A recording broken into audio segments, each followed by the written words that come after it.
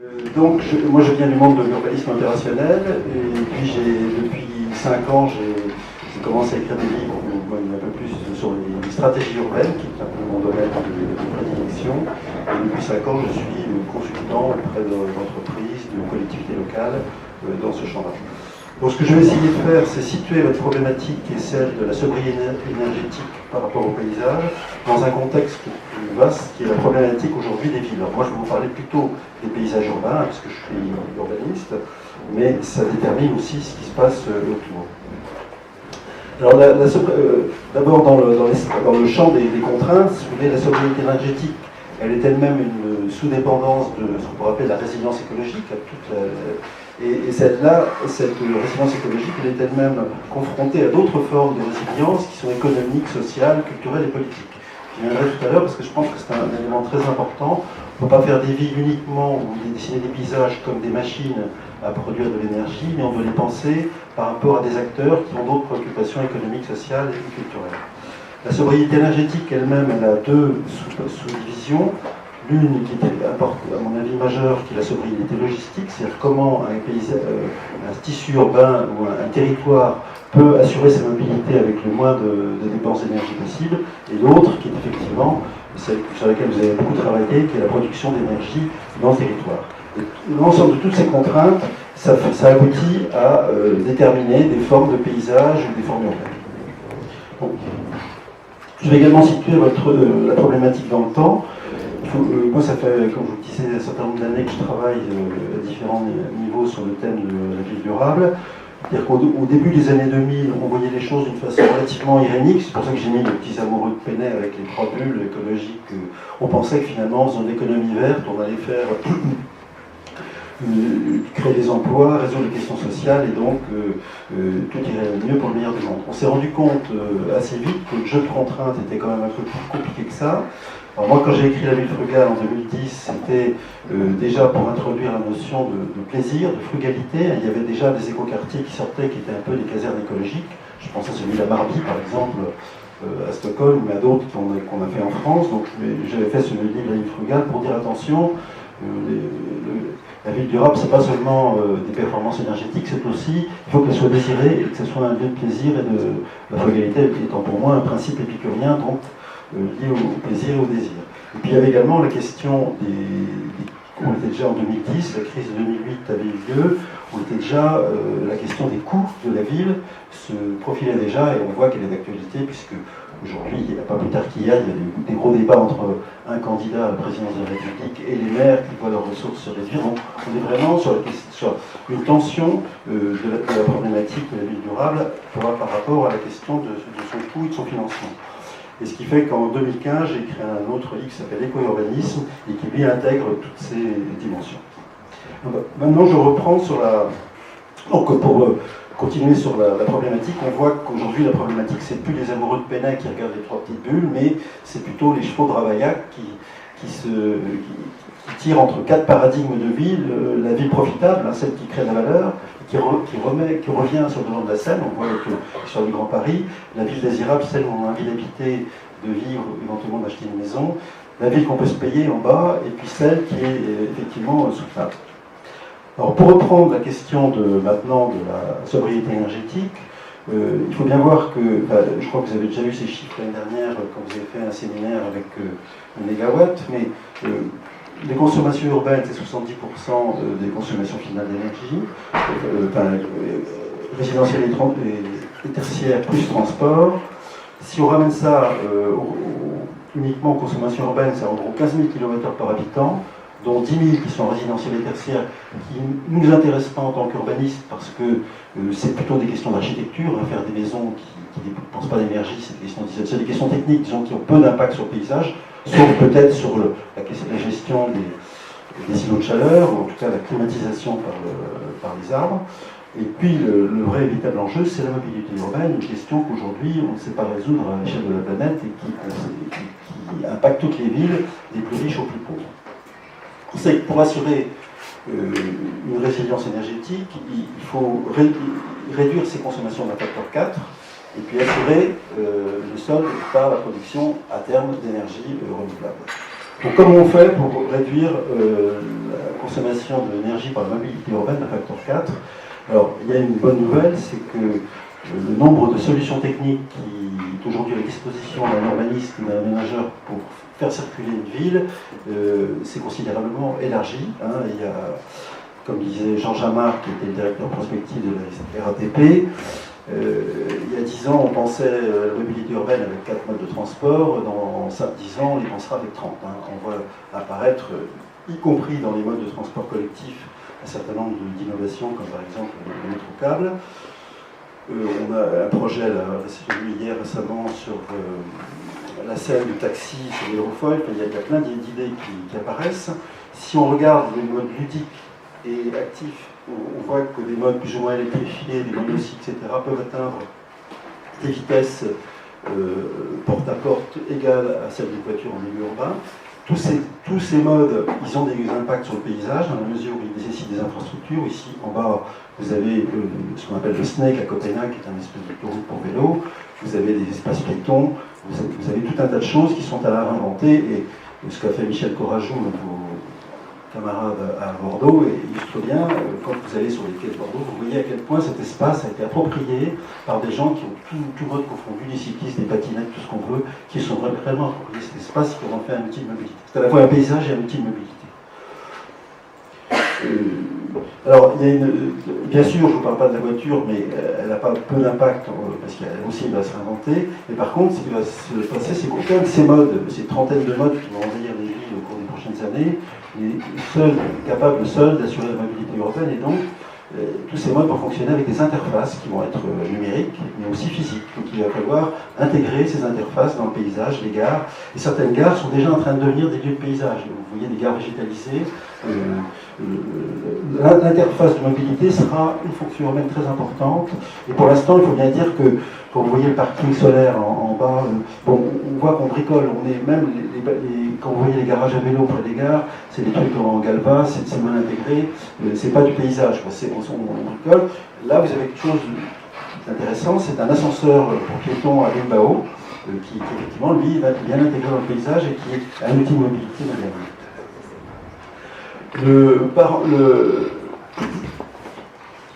Le fait qui est complètement lié à la mobilité frugale, c'est la compacité. Alors la compacité, c'est pas la densité, hein, c'est un mélange d'un peu de densité, de mixité fonctionnelle, de courte distance. Je ne vais pas vous détailler ça en gros, mais enfin, en gros, on se rend compte que aujourd'hui, les villes qui sont... on ne pourra pas faire de la mobilité économe dans des territoires complètement dispersés, que la ville hyper dense n'est pas forcément non plus une très bonne solution, puisqu'elle peut permettre peut-être de réduire les consommations d'énergie en déplacement horizontal, mais elle les augmente en vertical, puis elle a plein d'inconvénients sur le plan financier, etc. Et que donc l'optimum, ce qui laisse une grande marge de manœuvre, c'est, en termes de composition urbaine, c'est plutôt la ville de densité moyenne, mais surtout avec des îlots de compacité.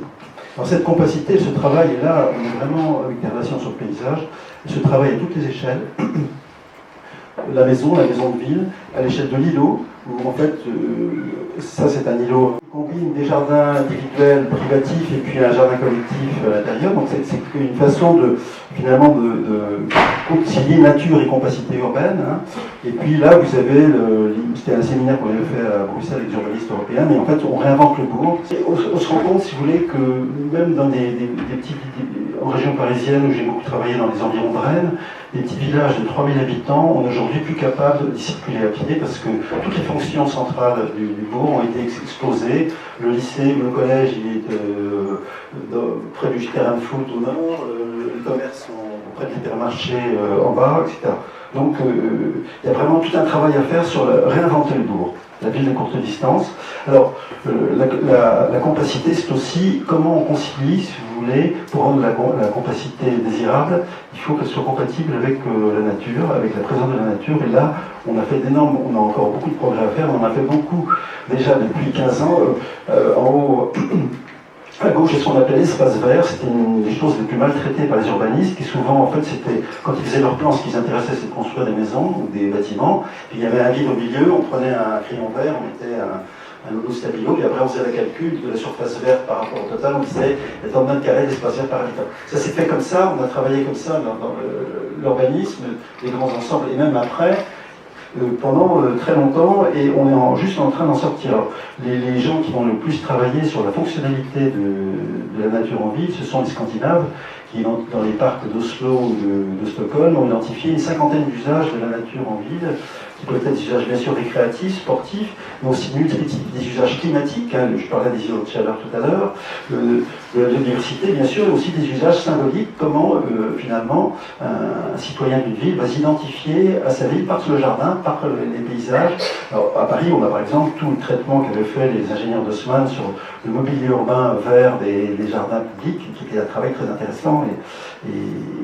Alors, pour quelques exemples, l'enrichissement de la nature en ville, le parcours santé à Bilbao, les jardins collectifs à Seattle, les circulations vertes qui sont vraiment quelque chose de très important aujourd'hui, qu'on voit apparaître dans de nombreuses villes et qui permettent à la fois de faire de la nature en ville et de la mobilité.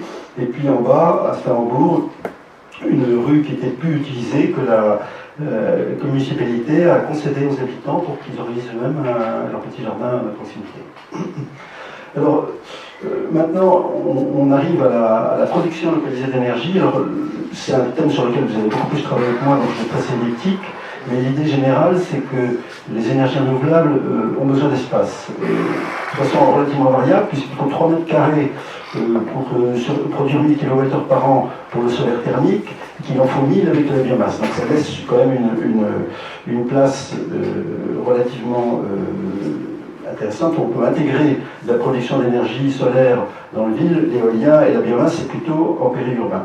Il y a aussi la question du stockage, qui est peu souvent envisagé, mais là c'est un projet qui avait été fait par le groupe Eiffage pour Grenoble, et l'idée c'était d'assurer l'essentiel de l'électricité de Grenoble par des systèmes photovoltaïques, notamment en couverture de l'autoroute.